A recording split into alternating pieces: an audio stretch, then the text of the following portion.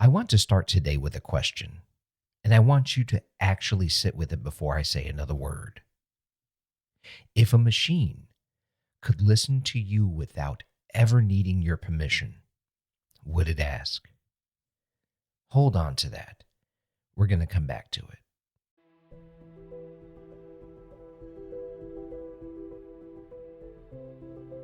We live in a world where the most powerful technology ever built is being handed to you without instructions, without warnings, and without anyone asking whether it serves you or uses you. That question has a name: the virtuous machine. I'm Michael Routhier, and this is Tech for Grownups, the show that believes technology should answer to human beings, not the other way around. This is the show the tech industry doesn't want you to hear. No corporate talking points, no sponsored opinions. Just honest conversation. Let's go.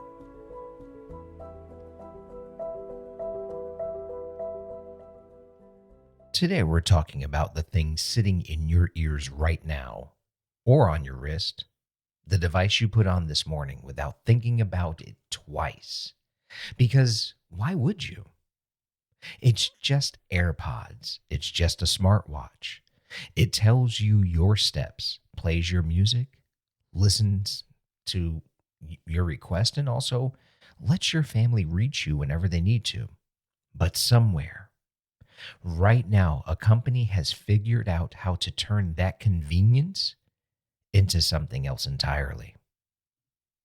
There's a company called Leonardo U.S. Cyber and Security Solutions, and they've built a system called SignalTrace.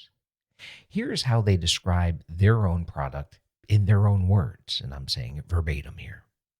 It's designed to identify people of interest by the signals emitted from their electronic devices they travel with: fitness trackers, smartwatches, RFID tags, signals from mobile phones. Listen to that again with me slowly. Not vehicles, people. This system pulls in the Bluetooth signal broadcasting quietly from your AirPods, your Apple Watch, your fitness tracker, and it plugs that directly into the license plate reader cameras already sitting on roads across the country. So now ask yourself something. When you bought that smartwatch, when you put those AirPods in your ears for the first time, did you agree to also wear a tracking beacon for a government contractor? No, of course you didn't, because nobody asked you to.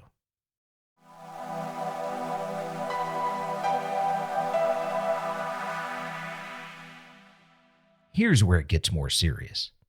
SignalTrace doesn't just catch a signal and forget it.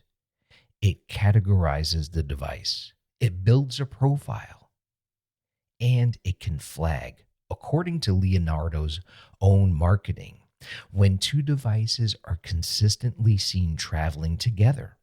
Think about that. Their language for this is the discovery of convoys and other movement and travel patterns. Let that phrase sit in the room for a second. Convoys, movement patterns. That's not asking where a car is. That's asking where you are. Think about that. Who you spend time with, where you go, and how often you go there together. That is a map of your relationships built without your knowledge, using devices that you paid for because they made your life easier.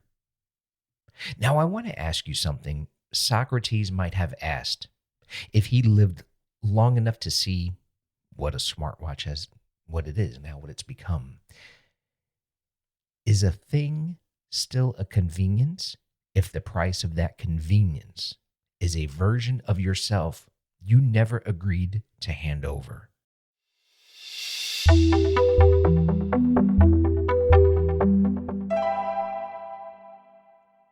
Now, I want to be careful here because precision, it matters more than panic.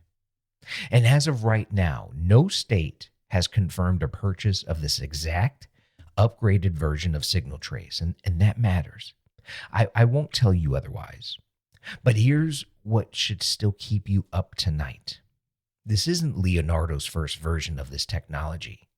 It used to be marketed under a different name, the LSAG EOC plug. And by the company's own numbers, earlier versions of this system are already deployed with close to 4,000 agencies. Again, you listen to that number, 4,000 agencies in more than 25 countries. The infrastructure is already built. The relationships are already signed. The only new piece, the piece being marketed right now while we're recording this episode, is the upgrade that identifies you personally through your devices.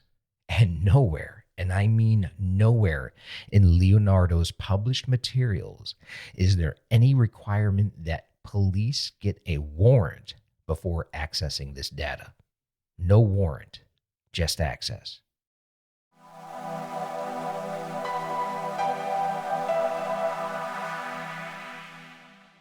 Now, I know this story is coming out of the United States right now, but I want to be very clear with you. This is not a story about America.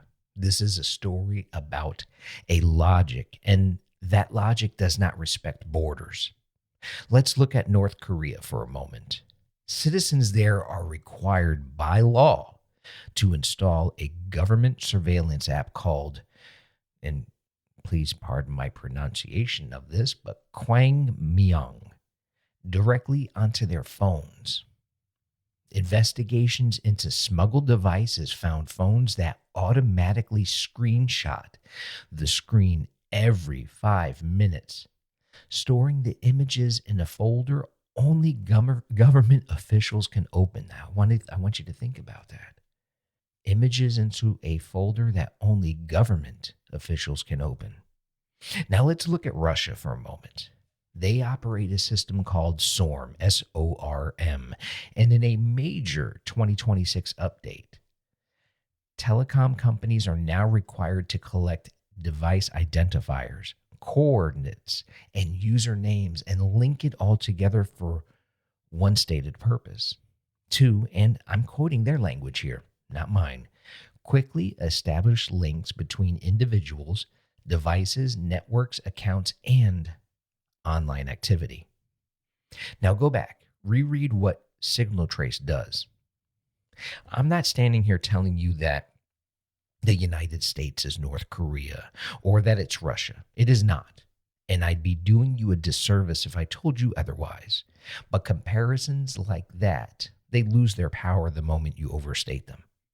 But here's what I am telling you. The underlying logic is identical. Identify a person through their devices, link them to other people, map their patterns. Do it without a warrant, without oversight, without the public even being told. That logic doesn't care what language it operates in. It doesn't care what flag flies over the building where the servers sit.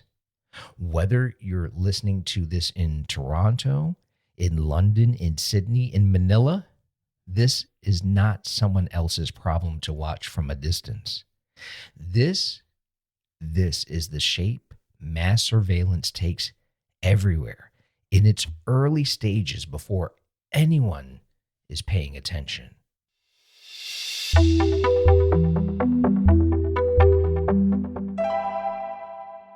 I want to slow down here because this is the part of the show where I ask you to actually think with me, not just listen to me, but think with me. Here's the first question. If you have nothing to hide, does that mean you have nothing to lose? Sit with that, because I think most of us answer that question too fast. We say, oh, I've got nothing to hide, and we move on with our day. But that was never the real question. The real question is whether a system should exist that can be used against anyone without a warrant, without oversight, without you ever being told it's happening. Having nothing to hide doesn't protect you from a system that was never built to ask permission in the first place. Now, here's the second question I have for you. Who benefits from you never finding out this exists? Because that's really what we're talking about today. Not whether the technology works, because it clearly does. The question is who benefits from silence? And I'd ask you to notice something. Every single protection you've ever had from government overreach, every one, exists because someone, somewhere, insisted on it before the technology became normal, not afterwards.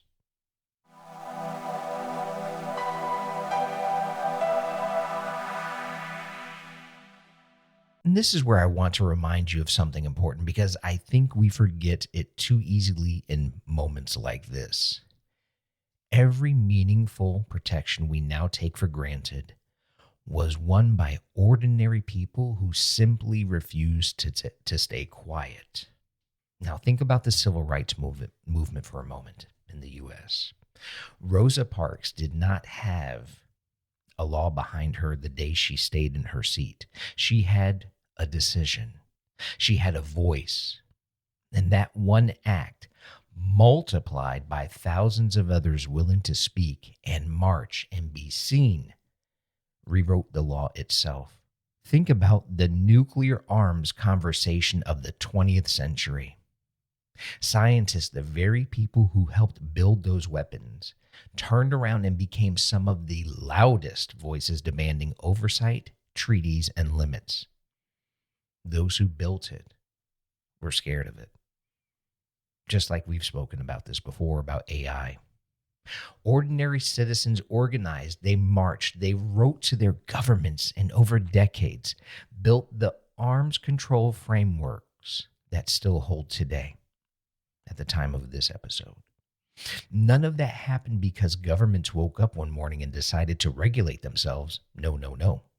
It happened because people made noise before the silence became permanent.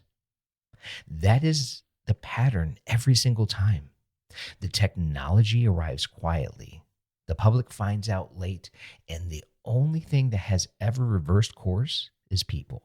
Ordinary people like you, me, deciding the silence had gone on long enough. We are right now at that exact moment, right now, with SignalTrace. The window is still open. Deployment isn't even confirmed yet.